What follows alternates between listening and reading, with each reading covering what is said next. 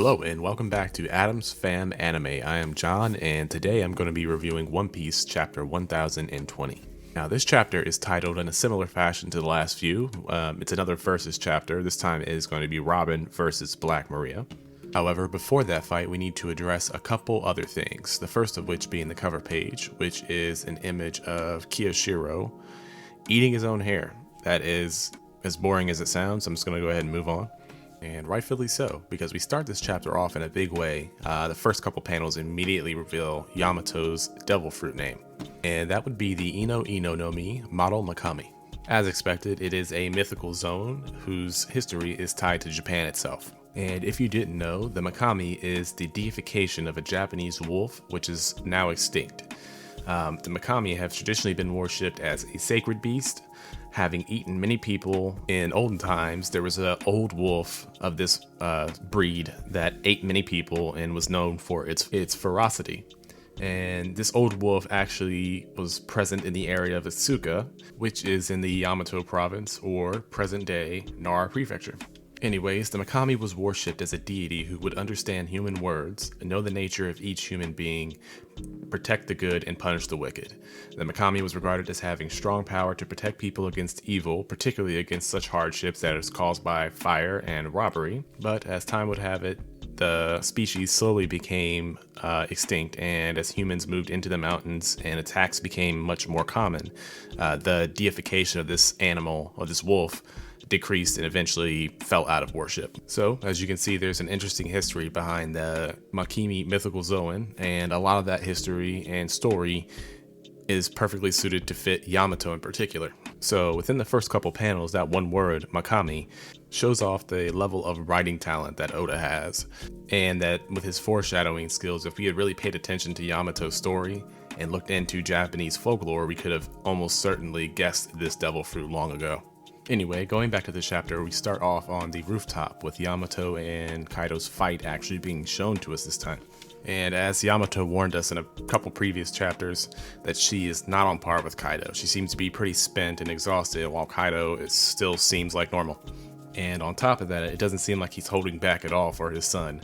And I say this because in one panel in particular, when he's attacking Yamato with his club, it seems like he's using Conqueror's Haki, which shows his intent and Yamato's durability. And aside from the awesome fight that we're getting to see, there's also a lot of dialogue that comes from Kaido.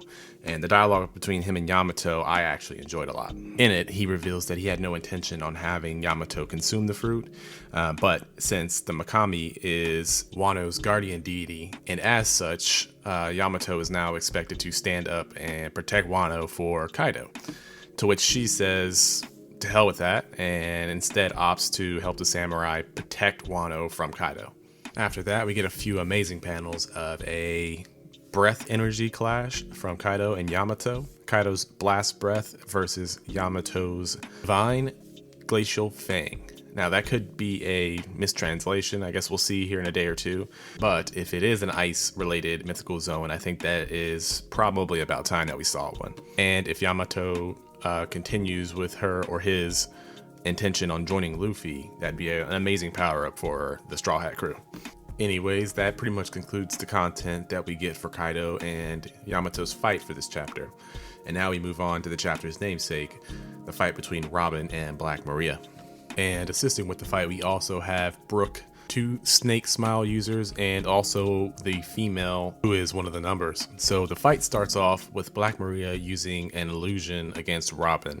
And it isn't clear if this is some kind of mythic ability, but in Hindu lore, a spider sitting in its web watching till its prey is entangled represents being caught in the illusion of the physical world. Also, Black Maria's ancient zone devil fruit, the Rosamagale Grauvogelli, roughly translates to Grauvogelli's rose bird-eating spider. And much like the wolf referenced in Yamato's fruit, this particular species of spider is also extinct. Just a couple fun facts before we move forward. But anyways, the illusion that is summoned is the personification of three of the most important people to Robin's past, that being Clover, her mother Olvia, and Jaguar D-Sol. And at first it would seem like she gave into her emotions as it shows her tearing up, but with Robin's intelligence on display, she uses it as an opportunity to get in close, and then uses a Trace Monos move to attack Black Maria's lackeys.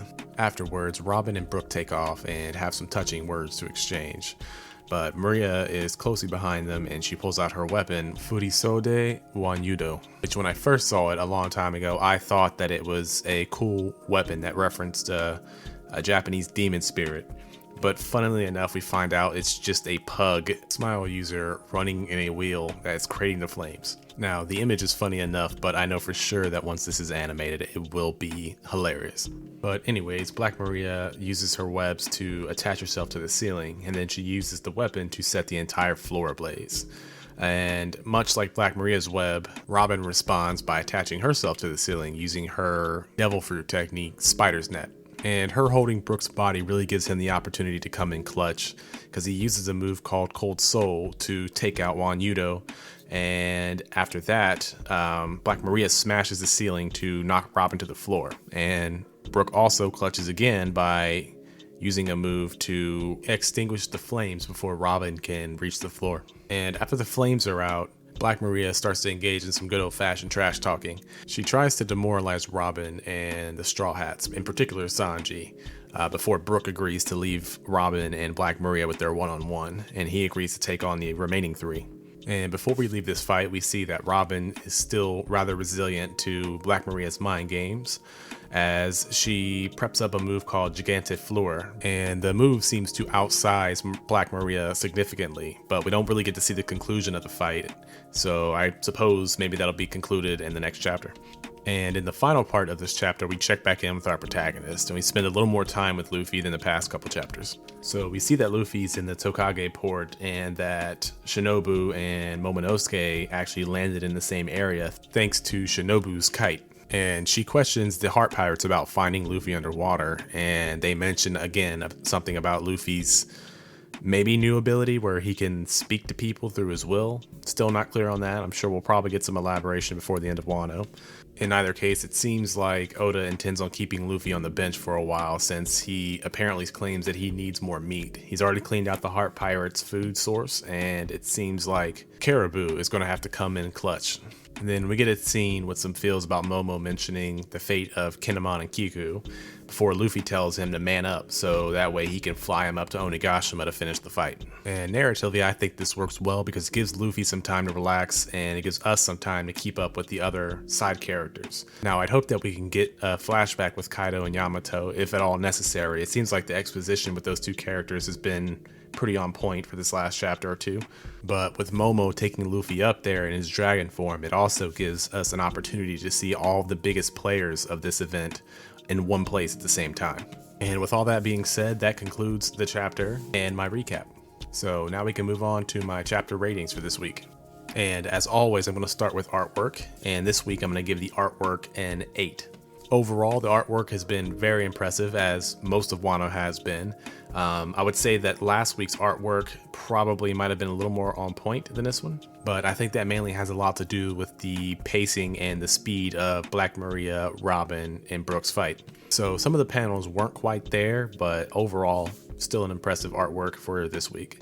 Next, I'm going to move on to this week's story rating, which I'm also going to give an 8. It was a good story. Everything was paced very well. I do like that we had at least a good 5 to 6 pages for each of the 3 main focuses of this week's chapter.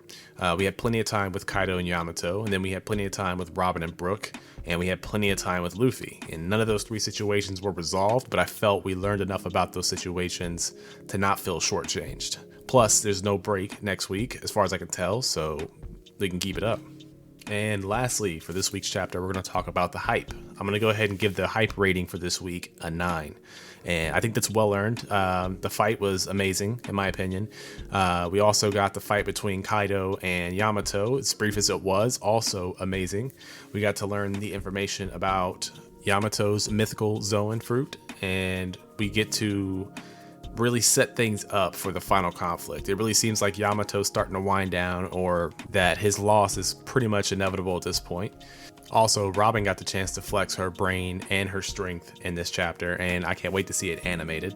Also, Luffy is metaphorically back on his feet, so it seems like everything's really starting to tie together, and everything's really starting to be set up for the final events to start taking place. So I'd say the hype is 9. It would be a 10 if Robin had gone ahead and secured the W before the chapter ended. And with those 3 ratings, that gives our overall rating for the chapter an 8.3. Really good chapter.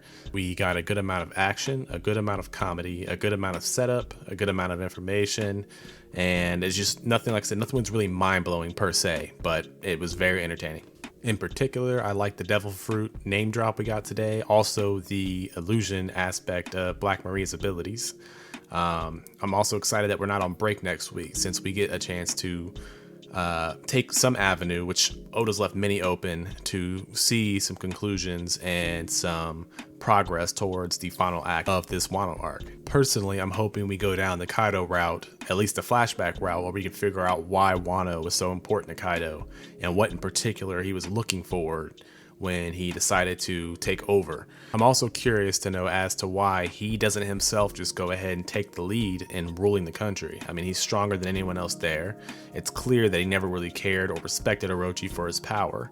And why put Yamato in the seat of their ruler if he can do it himself? And though I do like the fact that they bring in Caribou for this chapter and for him to be useful to Luffy, I really hope they don't spend too much time following him around in his pursuit of meat. I feel like that would just be a page burner, and I'd rather not go down that route.